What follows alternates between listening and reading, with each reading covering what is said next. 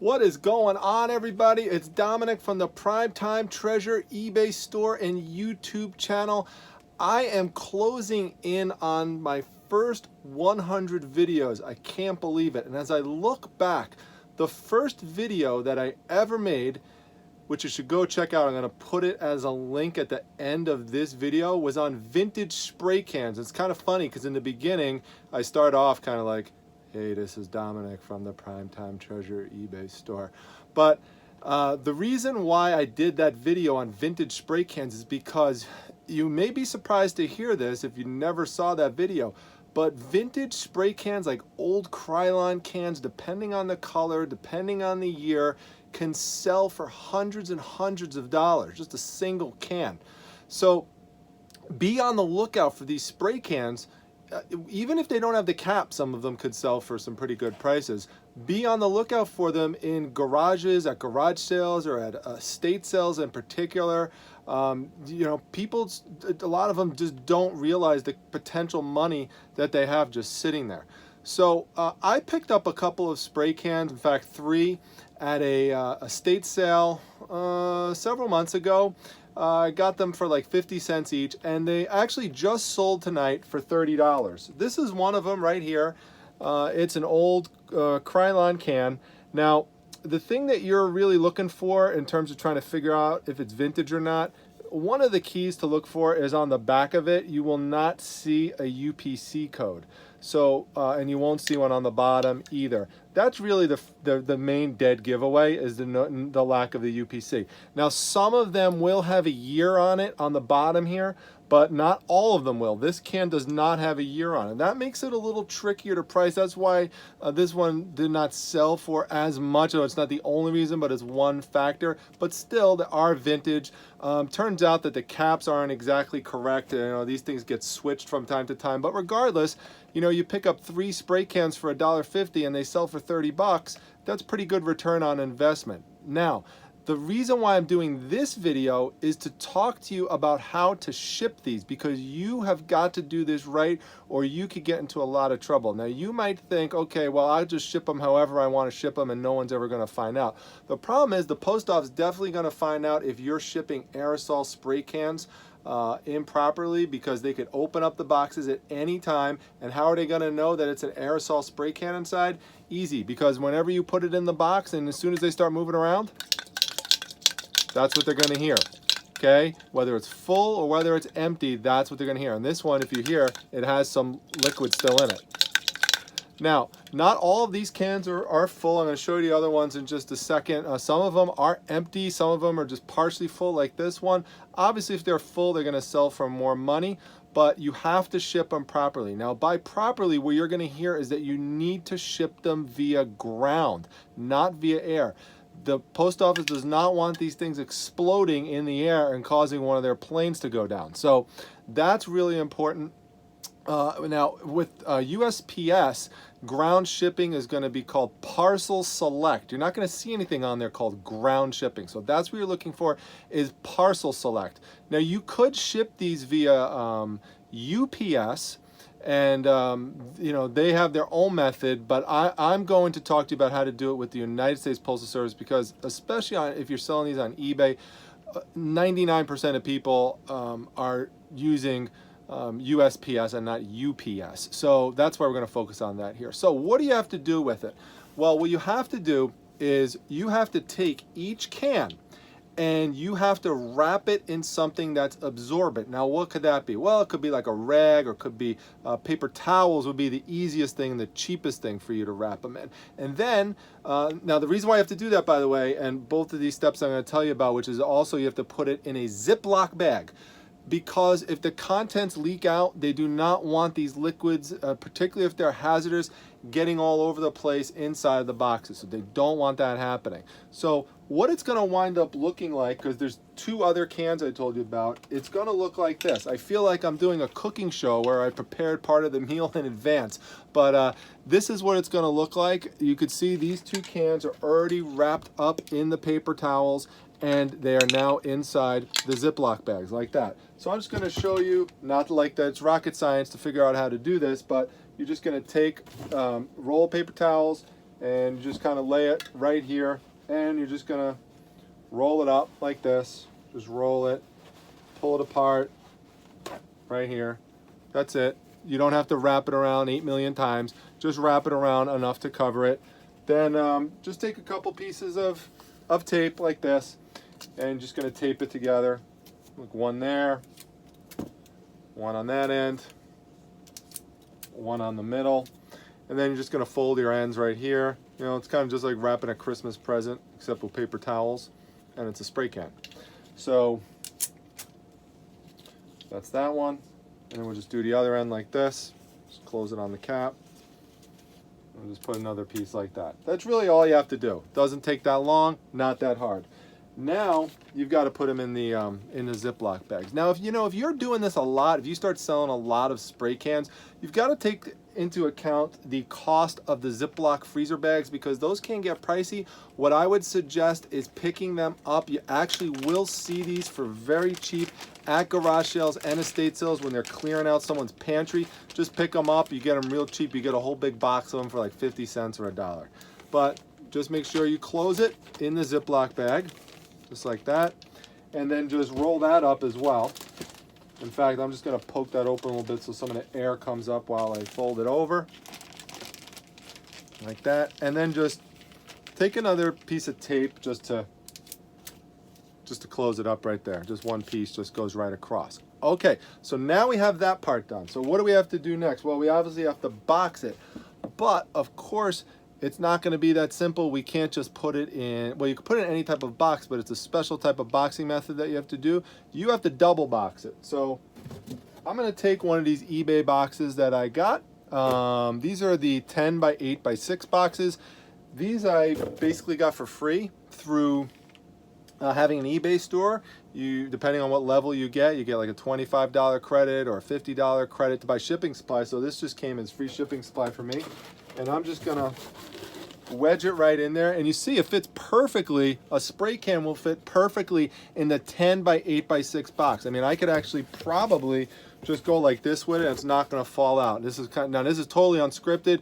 This is like I feel like I'm doing a magic trick or something like this, but let's see if it falls out. Nope, doesn't fall out. There we go, great. That would have been bad if it just collapsed right on the ground. But put the other two in there, just like that. Now I'll get the other one in there. So now these are nice and wedged in there. Probably just gonna take a few pieces of large bubbles like this and just cut a few strips just to wedge them in the middle, because they really, if you're shipping multiple of these in the same box, they don't want them damaging each other in any way. So, ideally, if you want to get really, really technical, you'd ship them all separately, but that would start to become too expensive, so obviously you're not going to do that. So I'm just making something to fit the gap here in a second. I'll show you what I mean.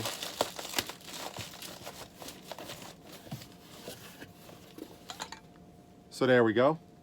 Now, got a couple options here. What I could do is just put some little air packets right up here, or if I want to cut down a little bit on those types of supplies, I could use my box cutter. Now I have a separate video on how to use the box cutter, but if you've not seen this before, it's pretty cool.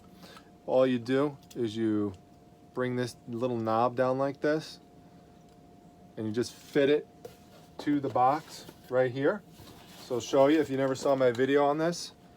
Just kind of put it right here, and what this basically has is a spinning blade that's going to come all the way around the box and help shape the box and cut the box down, so I don't have to use any of these, which add up, by the way, in terms of cost. So it's a way to cut down on a cost. Now, obviously, you don't have to do this with the box cutter to ship out the spray cans. I'm just kind of giving you like kind of an extra tip on shipping in this video, so you're kind of getting a 2-in-1. So I'm just going to show you how quick this is. You're just going to run it across, run it across,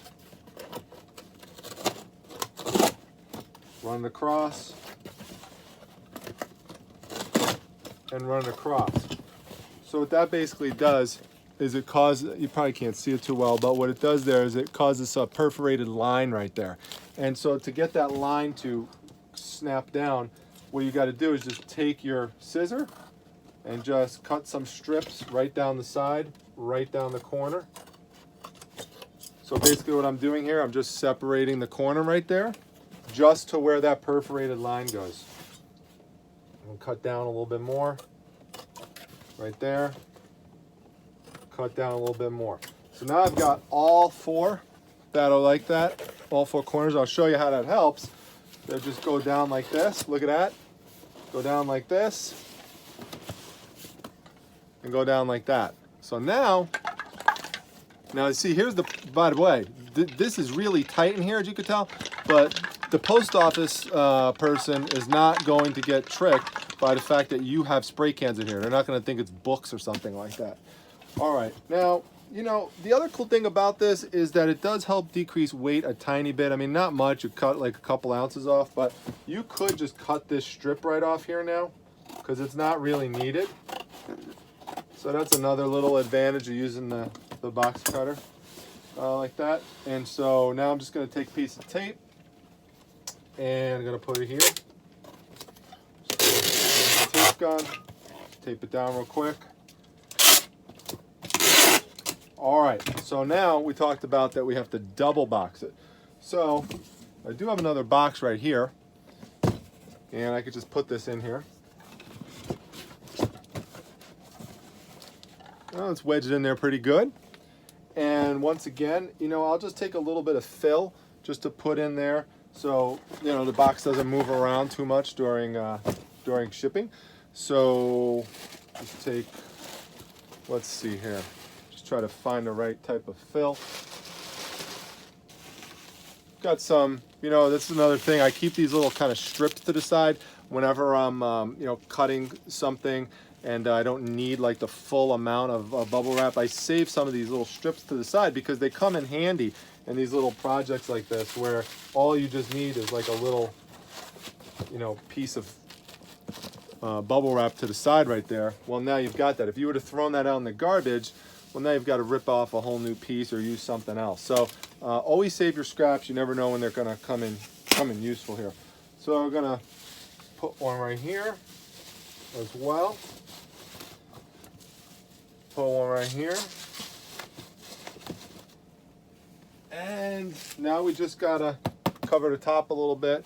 And here we'll just use a few of these. Why am I not using the box cutter? Well, it's kind of, there's really not enough room to really use it. So that's okay. We'll just put a few in here, right here. And got one some here. And maybe just a few more. Now this is not it, by the way. If you think, oh, all he has to do is seal up the box and then just ship it out, that's it. It's not. There's actually another really important step that I'm going to show you in a second to help you not get into trouble with the post office. And you know, this is something where you don't want to mess around with this. I mean, this has to do with things that could potentially be explosive. It's not like, you know, shipping something that weighed 1 pound and 2 ounces and shipping it as if it was only 1 pound. Like, it's not the same kind of thing that you could potentially get in trouble with. It's more serious than that. So I'm going to seal it up like this. And what I like to do, by the way, just as a general shipping tip, not just for this, is I always like, before I put the tape on it, I like to go like this to see if the contents inside are moving around a lot. Because if they are, they could get damaged. So it should feel that you can't really move it, and I can't. So I'm going to tape this up now, and then we're going to go to our final step. So we've got this here, right there, and let's go one across as well. Okay, so the final step for doing this right now, you're going to print out your shipping label, of course, and you're going to put your shipping label anywhere on the box. But you do have to write something so that the post office is aware that this is aerosol cans. And there's a specific thing that they want you to write. They want you to write on it, and we'll just put it right on the top of the box so no one can miss it. We want to write consumer commodity. So we'll put it right there.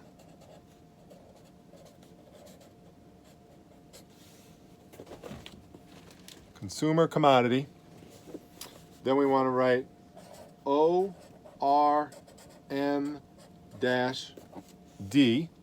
ORMD.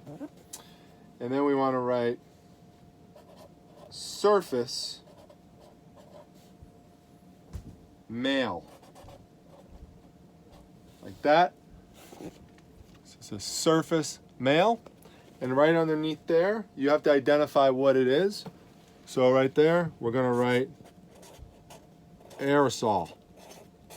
That's what it is. They are aerosol cans. So that's what it should look like. Consumer commodity, ORM-D, surface mail, aerosol. Now you're set. Now you're not going to get in trouble. You did everything right, and your person's going to get their item quickly and safely. It's not going to get sent back to you. So, and make sure you send it ground. Don't send it air.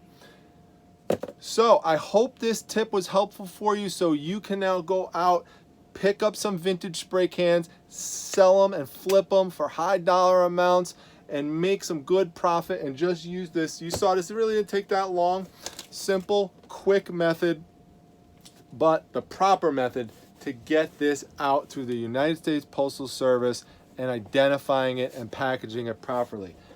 This video, by the way, is dedicated to Noel Griffiths, who asked me to do this video a long time ago, and I had it in the back of my mind that I wanted to do it. I finally got around to doing it. I'm not only dedicating it for that reason, but Noel's one of the original subscribers and commenters to this channel.